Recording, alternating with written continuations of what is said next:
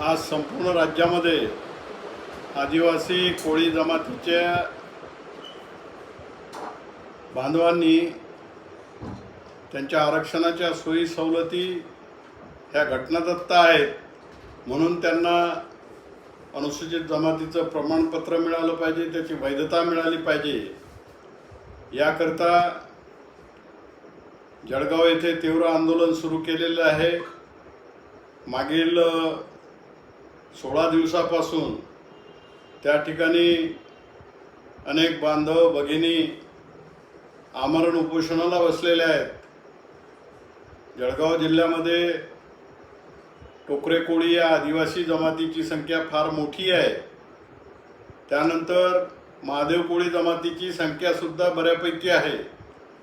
ह्या आदिवासीच्या लिस्टमध्ये ज्या पार्लमेंटनं घोषित केल्या महाराष्ट्रामध्ये, त्यामध्ये असलेल्या टोकरे कोळी, ढोर कोळी, डोंगर कोळी, मल्हार कोळी ह्या ज्या आदिवासी जमाती आहेत, अनुसूचित जमातीच्या 28, 29, 30 च्या लिस्टवर ह्या जमाती आहेत आणि त्या आरक्षणाच्या शेड्यूल ट्राईबच्या सोयी सवलतीसाठी पात्र आहेत। हे घटनेनं दिलेलं या ठिकाणी रिझर्वेशनचा जो अधिकार आहे, तो अधिकार संपूर्ण प्रोसेस पूर्ण करून पार्लमेंटनं या ठिकाणी दिलेला आहे। माननीय राष्ट्रपतींनी त्यावर सही करून त्या पद्धतीनं महाराष्ट्रभरच्या या सगळ्या जमाती आरक्षणाला पात्र आहेत। त्यांच्या नावावर फंड दिल्या जातात, त्यांच्या नावावर मतदारसंघ राखीव केले जातात, त्यांच्या नावावर आदिवासीच्या अनुसूचित जमातीच्या विविध सोयी सवलती आहेत त्या दिल्या जातात। महाराष्ट्रामध्ये हे बिनबोबाट घेणं सुरू आहे, पण ज्या लोकांना असं वाटते की हे सगळं आम्हीच हडप केलं पाहिजे, असे लोक या जमातींना जात प्रमाणपत्र देताना मात्र ओरड करतात आणि आमच्या हक्काचं आम्ही कोणालाही देणार नाही अशा पद्धतीच्या वल्गना करताना दिसत आहेत। ते खरं म्हणजे या राज्यामध्ये 30 लाखाच्या वर नाही, राज्यात तर एकंदर आदिवासीची संख्या ज्यामध्ये टोकरे कोळी सुद्धा आहेत हे 1,30,00,000 आहेत, परंतु हे 1 कोटी आदिवासींना या ठिकाणी बोगस म्हणतात, खोटं म्हणतात, जातचोर म्हणतात। खरं असं आहे की हेच लोक अनुसूचित जमातीच्या आरक्षणाच्या सोयी सवलती चोरणारे आरक्षण चोर आहेत, ही वस्तुस्थिती आहे। हा आरोप नाही, ही वस्तुस्थिती आहे आणि अनेक वर्षापासून शासनाच्या आशीर्वादाने सुरू आहे। म्हणून त्या विरोधातला हा प्रचंड उद्रेक राज्यात जिल्ह्यामध्ये आज पाहायला मिळतो आहे। शासनानं या संदर्भात वेळीच दखल घ्यावी अशी माझी विनंती आहे। चुकीचं आणि थातूरमातूर काही देण्याची भूमिका शासनानं सुद्धा करू नये। त्यामध्ये वास्तव जे आहे ते शोधावं, जे ऑलरेडी सिद्ध झालेलं आहे त्यांना त्यांचे घटनादत्त अधिकार द्यावेत आणि त्याकरता आवश्यक जे जात प्रमाणपत्र आहे ते जात प्रमाणपत्र त्यांना कशा पद्धतीनं दिले जाईल याकरता तात्काळ उपाययोजना करावी। कुठल्याही पद्धतीचं यामध्ये शासन चुकीचं करत नाही, ही वस्तुस्थिती आहे। परंतु वर्षानुवर्ष हा विभाग, ज्यांना सगळं खायची सवय झालेली आहे त्या विभागाचं, त्या 30 लाख लोकांच्या अखत्यारीत असल्यामुळे त्यांना ही सवय झालेली आहे की हा सगळा निधी आपणच हडप केला पाहिजे। या ठिकाणच्या सगळ्या सीट्स सुद्धा आपल्याच असल्या पाहिजे। मिळत नसतील तर एकाच घरातले राज्याच्या 10 जिल्ह्यात माणसं उभी करू तरी सुद्धा हे सगळं आपल्याच अखत्यारीत राहिलं पाहिजे। हा जो नंगानाच महाराष्ट्रामध्ये सुरू आहे आदिवासी विभागामध्ये, तो शासनानं स्वतः लक्ष घातल्याशिवाय थांबवावा, नाहीतर त्याचे गंभीर परिणाम या ठिकाणी महाराष्ट्राच्या रस्त्यावर आता उमटायला लागलेले आहेत। कारण नवीन पिढीला ह्या सगळ्या वल्गना आहेत, आम्ही खरे आदिवासी आहोत, आमच्या नावावर केंद्र पैसा देते, आमच्या नावावर महाराष्ट्र शासन बजेटमध्ये तेवढा हिस्सा राखीव ठेवते, परंतु तो घेताना ह्या लोकांना त्याचं काहीही वाटत नाही। परंतु आरक्षण देताना, रिझर्वेशन देताना, मग ते नोकऱ्यातलं असेल, या ठिकाणी वेगवेगळ्या पद्धतीनं मतदारसंघ राखीव होतात, त्यामध्ये प्रतिनिधित्वाचं असेल, ते देताना जे कास्ट सर्टिफिकेट पाहिजे असते ते मात्र मिळू द्यायचं नाही, अशा पद्धतीची कपटी नीती स्वतंत्र भारताच्या इतिहासामध्ये अजूनही सुरू आहे. याचं खरं म्हणजे हे हास्यास्पद सगळं प्रकरण आहे. आता जुन्या नोंदी कोळी आहेत म्हणून तुम्ही महादेव कोळी नाही. मला यांनी सांगावं की मधुकर पिचड हे जुन्या क्षेत्रातले आहेत. 50 पासून त्यांना महादेव कोळी म्हणून अनुसूचित जमातीच्या सवलती मिळत होत्या जनगणनेमध्ये, म्हणून त्यांची नोंद ही जातवार केल्या गेली म्हणजे आदिवासीच्या यादीमध्ये, आणि म्हणून त्यांची नोंद जी आहे ती आदिवासी आहे. परंतु त्यांची पूर्ण रेकॉर्ड जे आहे ते कोळी असंच आहे. गारे जे या क्षेत्रातले स्वतःला फार विद्वान समजत होते, त्यांचं सुद्धा पूर्ण रेकॉर्ड या ठिकाणी कोळी असंच आहे, अनेक पिढ्यांचं आहे. एवढंच नाही तर जे स्वतःला खरं समजतात, हे एक मासलेवाईक उदाहरण तुम्हाला महादेव कोळ्यांमधलं देतो. त्यामध्ये कोणाची जुनी नोंद ही महादेव कोळी नाही, परंतु ते 100% महादेव कोळी आहेत, आदिवासी आहेत, याबद्दल माझ्या मनामध्ये शंका नाही. तेव्हा केवळ तुमची नोंद नाही म्हणून तुम्ही टोकरे कोळी नाही अशा पद्धतीच्या वल्गना करणारा आदिवासी विकास विभाग, त्याचं ऑपरेशन या ठिकाणी शिंदे सरकारनं करावं आणि दूध का दूध व पाणी का पाणी अशा पद्धतीची न्यायबुद्धी या ठिकाणी निश्चितपणे शासनामध्ये आहे. ती वापरून या शोषित समाजाला, ज्यांच्यावर अनेक वर्ष या ठिकाणी स्वतंत्र भारतामध्ये अन्याय होतो आहे, तो थांबवावा एवढीच आमची अपेक्षा आहे. आम्ही नवीन काही मागत नाही. कोळी नोंदी आहेत विस्तारित क्षेत्रातल्या म्हणून ते टोकरे कोळी नाही असं म्हणण्याचं पाप हे लोक करतायत. परंतु या शहाण्यांना माहीत नाही की 1901 साली जे सेन्सस झालं ब्रिटिश काळामध्ये, त्यावेळेला त्याचे प्रमुख होते आरी इंथोवन. ICS ग्रस्त होता. त्या ग्रस्तांना आदेश दिले होते की काही जाती या राज्यामधल्या असे आहेत समाज रचनेमध्ये जे स्वतःची पोटजात सांगत नाही, त्यांचा एक ग्रुप आहे.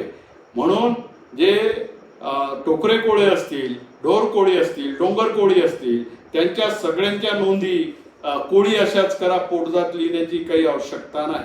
हे आदेश आहेत की नाही, हे शासनाचे आदेश आहेत की नाही, हे पहिल्यांदा तपासा. 1901 मध्ये हे आदेश दिले आणि त्यानंतर महाराष्ट्र शासनानं आपल्या अनेक आदेश असे दिले की कोळी नोंद आहे म्हणून त्याचा महादेव कोळी जमातीचा दावा तुम्ही नाकारू शकत नाही किंवा टोकरे कोळी जमातीचा दावा नाकारू शकत नाही. 2 दिवसापूर्वी जळगावला सन्माननीय जिल्हाधिकारी यांची भेट घेतली. त्यांना ही सगळी वस्तुस्थिती समजावून सांगितली आणि सगळे ते डॉक्युमेंटरी प्रूफ त्यांना दिले जे शासनाचे आहेत, आपल्या महाराष्ट्र शासनाचे आहेत, की कशा पद्धतीनं हे सगळं आपण या ठिकाणी मान्य करायचं. त्यांना विनंती केली, कारण त्या लोकांची भावना ती नव्हे तर पूर्ण राज्यातल्या लोकांची भावना आहे की आम्ही महादेव कोळी असू, आम्ही टोकरे कोळी असू, आम्ही डोंगर कोळी असू, पण आमच्या जर जुन्या नोंदी कोळी आहेत तर त्या आधारावर तुम्ही काही आमचे हक्क हिरावून घेऊ शकत नाही. परंतु या महाराष्ट्रामध्ये सरसकट ते हक्क हिरावून घेण्याचं काम सुरू आहे. परंतु आमच्या नावावर निधी केंद्राकडून मिळवत असताना मात्र त्यावर जकार शब्दही स्वतःला खरे समजणारे लोक बोलताना दिसत नाही. अत्यंत बेशरमपणाने हे या राज्यामध्ये सुरू आहे. त्यामुळे त्याला कुठंतरी पायबंद बसला पाहिजे, हीच आमची भूमिका आहे. जिल्हाधिकारी साहेबांना हे सगळं आम्ही पटवून सांगितलं आणि म्हणून आम्हाला कोळी नोंद असेल तरी सुद्धा टोकरे कोळी समाजाचा जर तो दाखला मागत असेल, जात प्रमाणपत्र मागत असेल तर ते त्याला तुम्ही दिलं पाहिजे. कारण असं आहे की जळगाव जिल्ह्यामध्ये 4 लाख टोकरे कोळी आहेत. त्या आधारावर तुम्ही बजेट मध्ये निधी मंजूर करता, वेगवेगळ्या योजना आखता, त्या आधारावर केंद्राकडून तेवढा निधी मिळवता, महाराष्ट्र शासनाकडून निधी मिळवता. त्यावेळेस तुमच्या एक्सपर्टला दिसत नाही की अरे हे तर बोगस आहेत, परंतु खायचं आमच्या नावावर, परंतु देताना मात्र सांगायचं की हे बोगस आहेत. अशा पद्धतीची दुटप्पी नीती जी या राज्यात सुरू आहे ती थांबली पाहिजे, एवढीच आमची अपेक्षा आहे. आणि हे जोपर्यंत थांबणार नाही तोपर्यंत याचा उद्रेक आज दिसतोय त्यापेक्षा जास्त होत राहील. त्या ठिकाणचे लोकप्रतिनिधी असतील, त्या राज्य सरकारमधले लोकप्रतिनिधी असतील, या सर्वांनी यासाठी हक्काची मागणी आणि जी प्रत्यक्ष भारतीय राज्यघटनेनं मंजूर केलेली आहे त्या आधारावर दरवर्षी हजारो कोटी महाराष्ट्र शासन या लोकांवर खर्च करते, कारण ते टोकरे कोळी समाजाचे आहेत. परंतु देताना मात्र ते खोटे आहेत आणि ते बघावं लागेल आणि पाहावं लागेल आणि डॉक्युमेंट पाहावं लागेल. अशा पद्धतीच्या भूलथापा द्यायचे दिवस आता संपलेले आहेत. हा एक खरं आहे की कोळी नोंद असलेल्या काही पोटजाती मच्छीमारांमध्ये आहेत ज्या ओबीसी मध्ये यापूर्वीच टाकल्या गेलेल्या आहेत. या संदर्भामध्ये माधुरी पाटीलच्या केसमध्ये सुप्रीम कोर्टामध्ये चर्चा झाली आणि सुप्रीम कोर्टानं व्हेरी क्लिअरली विस्तारानं सांगितलं की ओबीसी कोळी कोण आणि ट्रायबल कोळी कोण, प्रत्येकाचं बायफर्केशन जे आहे ते कशा पद्धतीचं आहे हे सुप्रीम कोर्टानं विस्तारानं त्या ठिकाणी लिहिलं, मान्य केलं. परंतु ही माणसं आपल्या सरकारामधली तज्ज्ञ माणसं त्यावर चकार शब्दही बोलायला तयार नाहीत. सगळेच मच्छीमार हे बोगस आहेत किंवा ओबीसी आहेत असं मुळीच नाही. मच्छीमारांच्या अनेक जाती, मुरुम, जंजिरा वगैरे भागात अनेकदा मी आंदोलनं केली. 100च्या वर व्हॅलिडिटी आंदोलन करून त्या ठिकाणी मिळवल्या गेल्या फार पूर्वी. अनेकांकडे ते आहेत आजही. ते बोगस कसे असू शकतील? परंतु प्रत्येक नावाने काही लोक गैरफायदा घेतात आणि ते कोण आहे हे सुप्रीम कोर्टमध्ये माधुरी पाटीलच्या केसच्या निमित्तानं क्लिअर झालेलं आहे. त्यांचा व्यवसाय मच्छीमार आहे म्हणून मच्छीमार बोगस असतात असा वेडेपणाचा अर्थ कोणी काढू शकत नाही. आज कोस्टल रिजन मध्ये मोठ्या प्रमाणावर ट्रायबल कोळी आहेत जे मच्छीमारी करतात कारण दुसरा पर्याय नाही. या ठिकाणी शेती करणारा फार मोठा वर्ग आहे जो ट्रायबल आहे कारण त्या भागात शेतीच आहे, दुसरं काही करू शकत नाही. जे जंगलात आहेत त्यांना वन उपजवर जगण्याशिवाय दुसरा पर्याय नाही. ही वस्तुस्थिती आहे, ती मान्य करायची नाही. आणि मग कोळ्यांना आम्ही कसं काय देऊ शकतो ते होत नाही.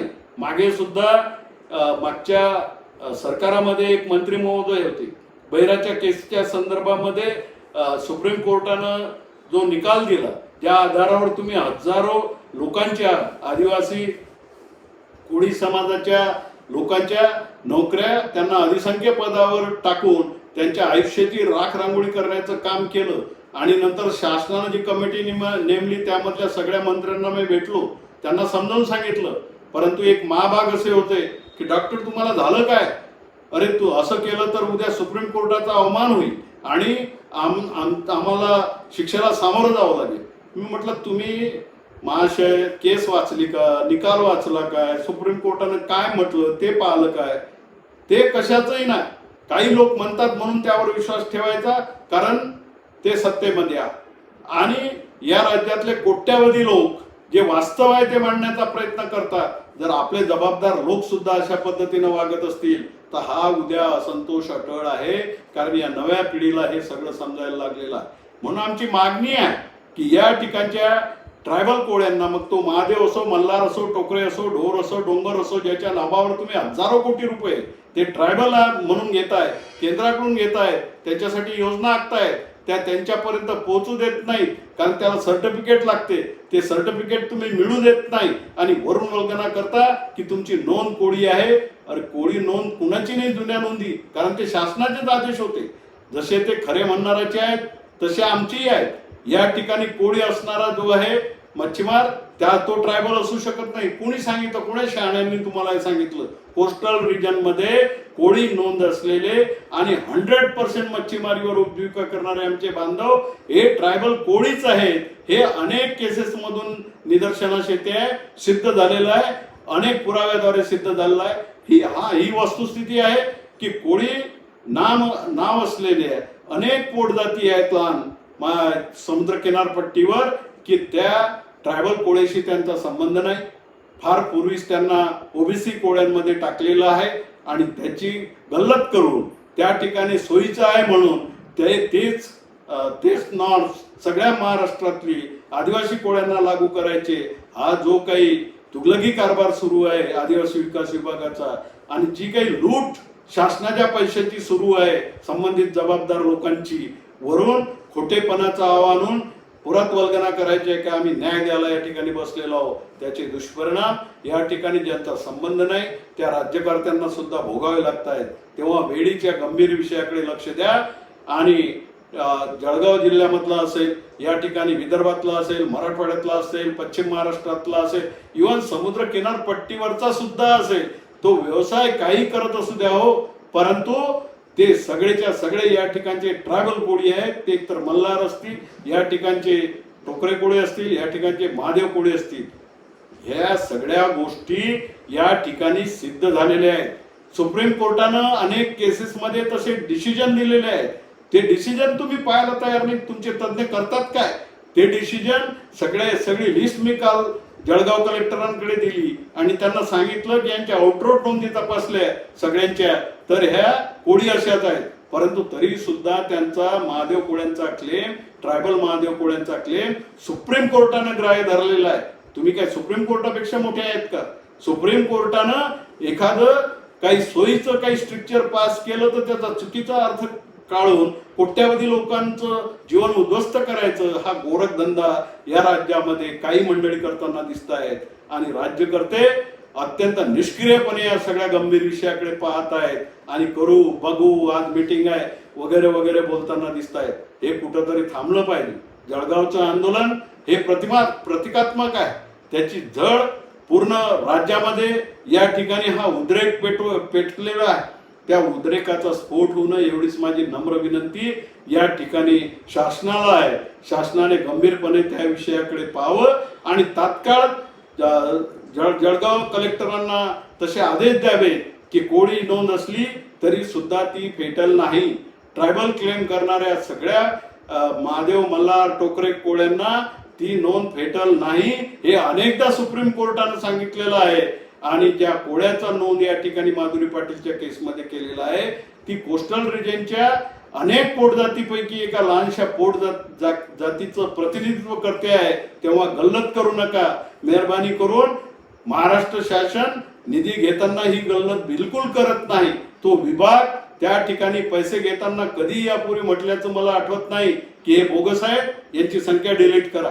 कारण 1,30,00,000 त्यापैकी जर 1 कोटी यांनी बोगस आहेत असं उद्या म्हटलं तर यांची जी मिराजदारी आहे, जे 25 आमदार असते एसटी रिझर्व्ह कॅटेगरीतून निवडून येतात त्याची संख्या 5 वर येईल आणि 4 खासदार जे आहेत ते 1 खासदारावर येईल.